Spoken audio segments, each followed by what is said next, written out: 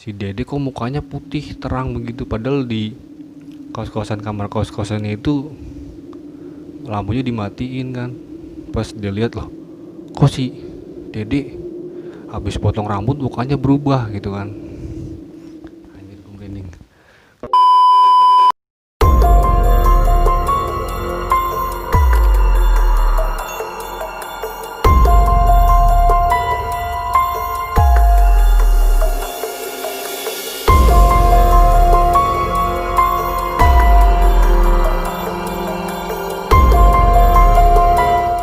Assalamualaikum, balik lagi bersama saya Bang Deka. Jadi di video kali ini saya akan bercerita pengalaman teman saya diganggu oleh makhluk gaib penunggu kos-kosan. Jadi kos-kosannya ini terletak di dekat tempat kerja teman-teman saya bekerja. Daerahnya di daerah Tangerang Selatan. Jadi di kos-kosan itu ada 3 kamar. Kamar yang pertama ada di bawah, kamar yang kedua sama ketiga itu ada di atas. Terus kamar mandinya ada di luar. Jadi pas kejadian pertama, teman saya mengalami kejadian aneh pada malam hari. Jadi teman saya si Radit ini malam-malam dia lagi sendirian, tahu-tahu susu kotak yang isinya 1 liter tahu-tahu terbang sendiri, karena kan kayak ada yang gerakin gitu. Langsung susu kotaknya itu jatuh. Terus ada lagi teman saya yang di bawah, kos-kosan bawah, namanya Dede. Jadi pas malam-malam dia ke kamar mandi sekitar jam 10 malam.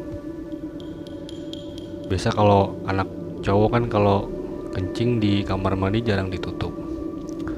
Jadi pas dia lagi kencing di kamar mandi, tahu-tahu pintunya nutup sendiri. Dia langsung kaget, langsung kabur lari ke kos-kosan. Pas di kos-kosan, temennya si Dede ini yang namanya Bambang, dia nggak percaya. Dede cerita, "Man, tadi gue di kamar mandi, pas lagi kencing tahu-tahu ada yang nutup pintu sendiri gitu kan." Nah terus si Bambang nggak percaya tuh. Pas dia besok malamnya, dia ke kamar mandi sekitar jam setengah 12 kayaknya. Dia ke kamar mandi mau kencing. Pas di dalam kamar mandi, dia juga ngalamin hal kejadian sama kayak si Dede. Jadi pintunya ditutup kenceng ya kan, bunyinya jebret. Habis itu Bambang kaget pas dia mau keluar, padahal dia belum selesai kencing. Pas mau keluar, jadi dia nggak boleh keluar sama makhluk tersebut loh, yang ganggu si Dede pertama tadi. Jadi di dalam kamar mandi, Bambang sama yang gangguin dia tarik-tarikan pintu, jadi dia nggak boleh keluar. Pas udah keluar dia jatuh, dia kabur lari ke kos-kosan, langsung ketakutan. Iya bener, jadi bener di situ ada penunggunya di kamar mandi. Nah terus temen saya juga ada lagi di kamar mandi itu juga. Jadi si Radit juga pas lagi mandi, tahu-tahu keran airnya kebuka sendiri. Jadi pokoknya di kamar mandi itu sering terjadi kejadian-kejadian aneh. Mulai dari pintu kamar mandi menutup sendiri, keran kamar mandi ngebuka sendiri. Lanjut lagi di kamar kos-kosannya juga nggak kalah serem lagi. Pas lagi malam-malam sekitar jam 1 jam 2 lah, si Dede belum tidur. Nah si Bambang udah tidur. Jadi si Dede pas jam segitu jam 1 malam denger di depan kos-kosan itu kayak ada pasar ya, rame di depannya. Pas dia buka pintu gak ada orang sama sekali, sepi. Jam 1 malam udah sepi, udah gak ada orang. Pas si Dede bangunin si Bambang mau cerita, nah si Bambang ini dia kerasa kayak dibangunin, cuman mau melek dia nggak bisa, cuman denger kalau di luar itu emang rame kayak pasar. Jadi pas pagi udah bangun, si Dede cerita, "Bang, lu semalam didengerin ada kayak pasar nggak di depan sini, di depan kos-kosan?" Si Bambang, "Iya, gue denger di depan situ banyak kayak rame begitu." Terus, "Lah lu kenapa nggak bangun?" kata Dede. Terus katanya, "Gue mau bangun deh, cuman pas gue mau melek gue nggak bisa, gue denger lu bangunin gue," gitu kan. Nah terus pas paginya pintunya dibuka, jadi si Bambang sama Dede ini nemuin kayak daging, cuman bukan kayak daging ayam, bukan kayak daging yang biasa dijual-jual gitu. Jadi daging itu ada rambutnya gitu. Jadi pas tuh bingung nih, daging apa pagi-pagi di depan rumah ada rambutnya. Bisa kalau daging ayam kan nggak ada rambutnya kan.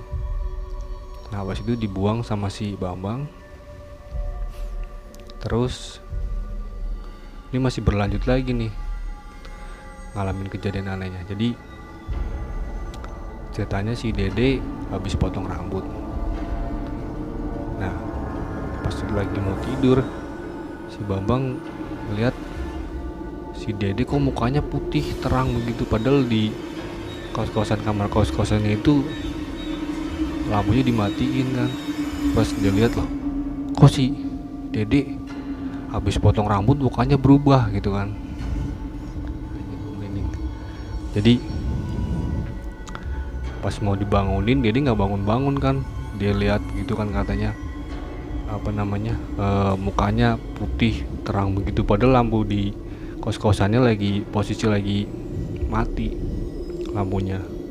Pas itu digeplak sama si Bambang, suruh bangun, "Dek, kok kamu tadi berubah jadi bukan muka lu," kata dia.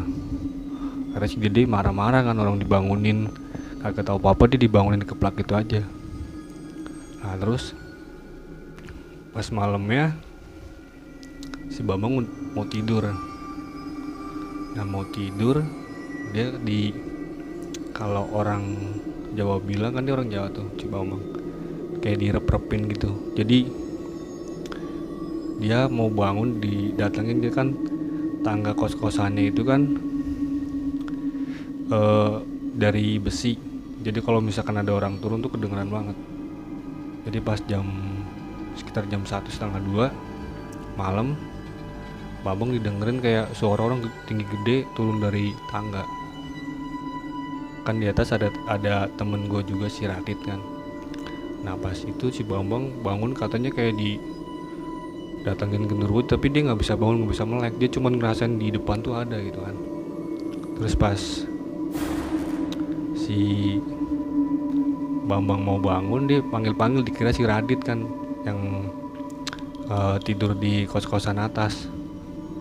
Pas kayak gitu dia manggil-manggil kan, Dit, ini lu bukan kan. Pas kayak gitu nggak ada seorang sama kali. Pas dibuka pintunya nggak ada orang sama kali. Akhirnya si Bambang langsung ketakutan kan. Habis itu langsung kayak menggigil begitu, langsung tidur lagi dia. Nah terus ada kejadian lagi. Jadi pas lagi anak-anak ngumpul nih, teman-temannya Radit pada datang itu semua. Jadi berempat. Jadi kalau misalkan lagi cerita kejadian aneh di tempat itu, dia kayak ikutan nimbrung gitu. Jadi ikut-ikutan di situ.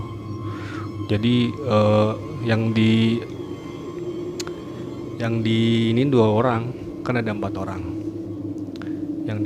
Yang dirasa gitu ada kayak semacam lewat, terus kadang ada di sampingnya kanan kiri begitu. Nah terus ada lagi pas Radit pindah ke daerah Cibubur, kan dia ditugasin dipindah di daerah Cibubur.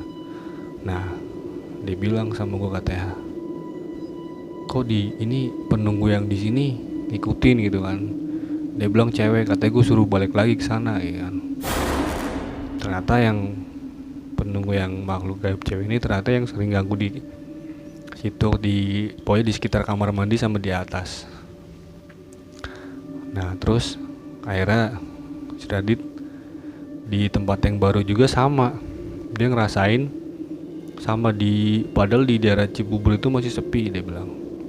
Jadi di depan kos-kosannya itu pas banget depan pintunya ada pohon gede.